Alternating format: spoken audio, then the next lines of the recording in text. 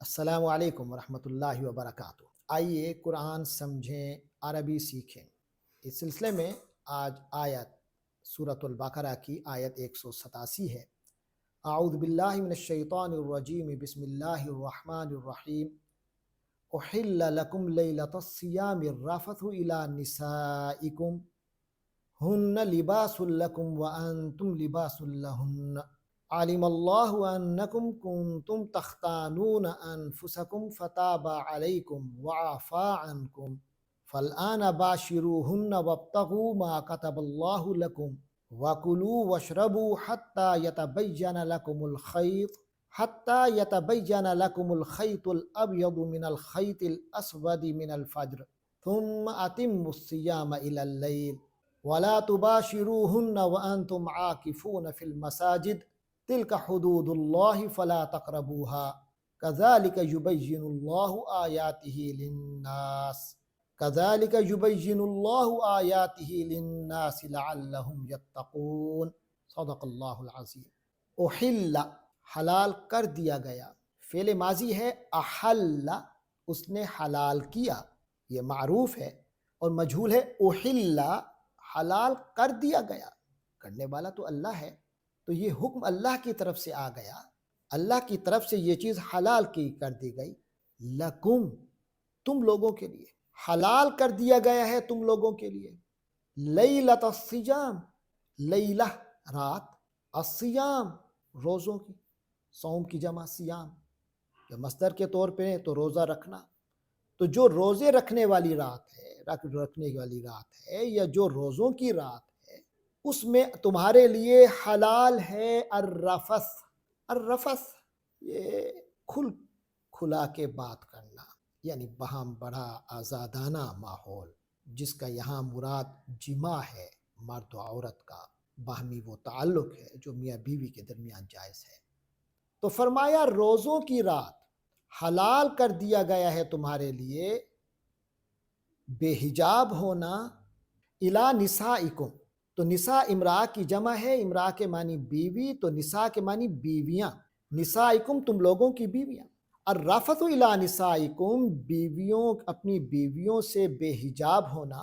احل حلال کر دیا گیا ہے لکم تمہارے لیے، لیلۃ الصیام روزوں کی رات۔ اس کے بعد یہ حکم دینے کے بعد آگے ایک سبب بتایا جا رہا ہے اور اہمیت بتائی جا رہی ہے میاں بیوی کے باہمی رشتے کی۔ فرمایا ہن، ہیا وہ ایک عورت، ہما وہ دو عورتیں، ہن وہ عورتیں جن سے تمہارا ازدواجی تعلق ہوتا ہے، نکاح کا تعلق ہوتا ہے، ازدواجی رشتہ قائم ہو جاتا ہے، وہ عورتیں لباس، وہ لباس کی حیثیت رکھتی ہیں، لکم تم لوگوں کے لیے، یعنی مردوں بیویاں جو ہیں وہ تمہارا اوڑھنا بچھونا ہے، وہ تمہاری زیب و زینت کا باعث ہے، وہ تمہارے عیب کو چھپانے والیاں ہوتی ہیں، وہ تمہارے لیے لباس کی حیثیت رکھتی ہیں، وَأَنْتُمْ اور تم لوگ بھی لباس کی حیثیت رکھتے ہو، لہن ان کے لیے، تم دونوں ایک دوسرے کے لیے ایک لباس کی حیثیت رکھتے ہو، تو اس لیے ان کے ساتھ تمہارا آزادانہ روزے کی راتوں میں آزادانہ میل جول اس کی اجازت ہے۔ عالم اللہ انکم کنتم تختانون انفسکم، عالمہ جان لیا، علم میں ہی ہے، اللہ نے جان لیا، یعنی اللہ کے علم میں ہی ہے، اس کے علم ازلی میں یہ بات موجود ہے، انکم کہ تم لوگ تختانون، اختانہ یختانو خیانت سے ہے، اختانہ اس نے خیانت کی، یختانو وہ خیانت کرتا ہے، تختانو تو خیانت کرتا ہے، تختانون تم سب خیانت کرتے ہو، انفسکم اپنے آپ سے، اللہ کے علم میں ہے کہ تم اپنے آپ سے خیانت کرتے رہے ہو۔ یہ خیانت کیا ہے، اس کے بارے میں مختلف آراء سامنے آتی ہیں، جن میں ایک یہ ہے کہ ان کا ایک باقاعدہ اسلام میں حکم تو نہیں آیا تھا، لیکن یہود اور پچھلے اہل کتاب کے نقطہ نظر کو سامنے رکھتے ہوئے مسلمانوں کو ایک احساس ہوتا تھا کہ جب روزے کا وقت، افطار کا وقت ختم ہو گیا تو صبح صادق سے پہلے ان کا کبھی میلان ہوتا اپنی بیویوں کی طرف، اور اپنی بیویوں سے وہ تعلق قائم کرتے جو کہ میاں بیوی کے درمیان ہی ہوتا ہے جائز، تو اس طرح اپنی بیویوں سے جو مباشرت اور جماع کا معاملہ کرتے، تو کر تو لیتے لیکن ایک احساس ہوتا کہ کہیں کوئی غلطی تو نہیں ہو رہی، ایک احساس گناہ کچھ ہوتا تھا جس کو یہاں خیانت سے تعبیر کیا جا رہا ہے۔ تو فرمایا تختانون انفسکم، اللہ کو تو یہ علم تھا ہی کہ تم لوگ اپنے آپ سے خیانت کر رہے ہو، فتاب علیکم، تو تابا اس نے توبہ کر دی، توبہ قبول کر لی، لکم علیکم تمہارے، یعنی تمہاری توبہ قبول کی، وہ جو تمہارے دل میں ایک احساس ندامت تھا اور معافی بھی مانگتے تھے، اللہ نے تمہاری توبہ قبول کر لی، اس میں گناہ کا پہلو اللہ نے ختم کر دیا، وعفا عنکم، اور تم لوگوں کو معاف کر دیا، فالآن، تو اب باشروہن، اب ان سے میل جول قائم کرو، مباشرت کرو، اجازت ہے، وابتغوا ما کتب اللہ لکم، ہاں لیکن یہ جو مباشرت ہوتی ہے میاں بیوی کا باہمی یہ جو میل جول خصوصی ہوتا ہے، اس میں فرمایا وابتغوا، اور تم لوگ تلاش کرو، طلب کرو، جانوروں کی طرح نہیں ہونا چاہیے وہ وابتغوا، بلکہ اس میں تمہارا جو مطلوب ہونا چاہیے وہ ہو ما، جو کاتبہ لکھ دیا ہے اللہ نے لکم تمہارے لیے، یعنی اللہ نے جو تمہارے لیے جائز کیا ہے ان حدود کے اندر یہ کام، یہ رشتہ، یہ تعلق قائم رہنا چاہیے، بہیمانہ نہیں ہونا چاہیے، جانوروں والا انداز نہیں ہونا چاہیے، بلکہ یہ سلسلہ جو ہے ان حدود کے اندر ہونا چاہیے جن کی اللہ نے اجازت دی ہے۔ اور بعض مفسرین نے یہ بھی لکھا ہے کہ اس سے مراد یہ ہے کہ اللہ نے جو تمہاری تقدیر میں اولاد لکھی ہے اس اولاد کے لیے ہو، نہ کہ محض شہوت پوری کرنے کے لیے۔ آگے فرمایا واکلو وشربو،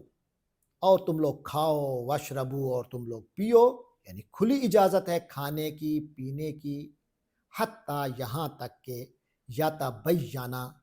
یہ تبین سے ہے، فعل ماضی ہے تبینا، مضارع ہے یتبینو، تو حتیٰ یتبینا، تاکہ بالکل کھل کے تمہارے سامنے، لکم تمہارے سامنے آ جائے، الخیط الابیض من الخیط الاسود من الفجر۔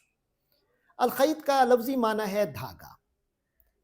اور الابیض کے معنی سفید، الخیط الابیض کے معنی سفید دھاگا، من الخیط الاسود یعنی سیاہ دھاگے سے، یعنی سفید دھاگا سیاہ دھاگے سے بالکل ممیز ہو جائے، واضح ہو جائے۔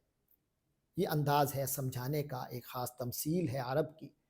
تو اس سے مراد جو ہے، اس سے مراد یہ ہے کہ صبح کے وقت،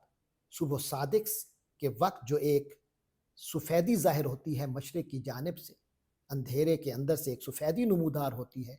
ایک شروع میں ہوتی ہے، اسے صبح کاذب کہتے ہیں، پھر دوبارہ سیاہی آ جاتی ہے، پھر اس کے بعد ایک بار پھر سفیدی ایک سامنے آتی ہے، تو اس کو الخیط الابیض قرار دیا گیا۔ تو فرمایا جب صبح صادق ہو جائے، یعنی یتبین لکم الخیط الابیض من الخیط الاسود، سفید دھاگا سیاہ دھاگے سے ممتاز ہو جائے، من الفجر، فجر کے وقت، تو جیسے عرض کیا صبح صادق طلوع ہو جائے، ثم اتموا الصیام الی اللیل، پھر تم لوگ اتموا، یہ اتمام سے ہے، اتمہ کے معنی اس نے کمپلیٹ کیا، اس نے پورا کیا، یتمو وہ پورا کرتا ہے، اس سے فعل امر ہے اتمہ، تو پورا کر، اور جمع کا صیغہ ہے اتمو، تم سب پورا کیا کرو، اتمو تم سب لوگ کمپلیٹ کرو، الصیامہ روزوں کو، الی اللیل رات تک۔ تو عرب کے ہاں جو ایک رات اور دن کا تصور تھا، تو ان کے ہاں غروب آفتاب کے ساتھ ہی رات کا سلسلہ شروع ہو جاتا تھا، تو لہٰذا فرما دیا کہ غروب آفتاب تک تم لوگ اپنے روزے کو مکمل کیا کرو، یعنی اس میں تم نے کھانے سے، پینے سے اور میاں بیوی کے درمیان جو خصوصی رشتہ اور تعلق ہے وہ خاص، تو اس عمل سے رکے رہو غروب آفتاب تک، ولا تباشروہن، اور بیویوں کے ساتھ مباشرت مت کرو، ان کے ساتھ وہ معاملہ نہ کرو، وانتم عاکفون فی المساجد، جس وقت تم عاکفون ہو مساجد میں، مساجد مسجد کی جمع ہے، یعنی مسجدوں میں تم عاکفون ہو۔ عاکفون کا لفظ سے ہی اعتکاف ہے، اعتکاف کے معنی ہوتے ہیں اپنے آپ کو کسی چیز کا پابند کر دینا، یہ اعتکاف ہے۔ تو اسلام میں جو اعتکاف کا تصور ہے وہ ہے مسجد میں اپنے آپ کو اللہ کے تقرب کے لیے، اللہ کی رضا جوئی کے لیے اپنے آپ کو پابند کر کے بٹھا دینا۔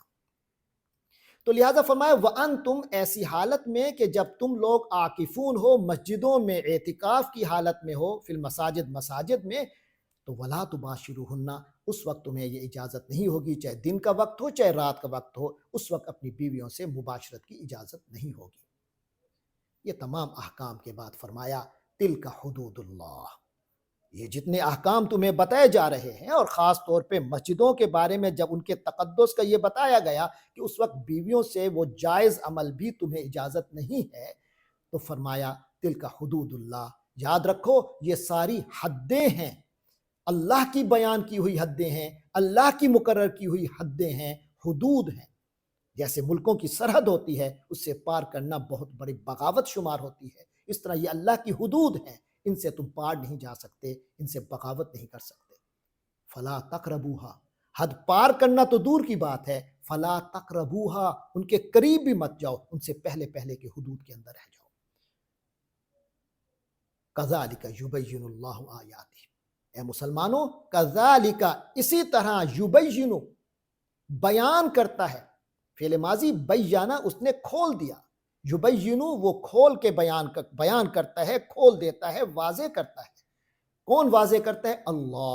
اللہ تعالی واضح کر دیتا ہے آیات ہی، اپنی آیتوں کو، اپنی نشانیوں کو، اپنے احکام کو، للناسی، انسانیت کے لیے، لعلہم یتقون، تاکہ وہ لوگ یتقون، تقوی حاصل کریں، یعنی تقوی کا یہی ذریعہ ہے کہ اللہ تبارک و تعالی کے احکام پر من و عن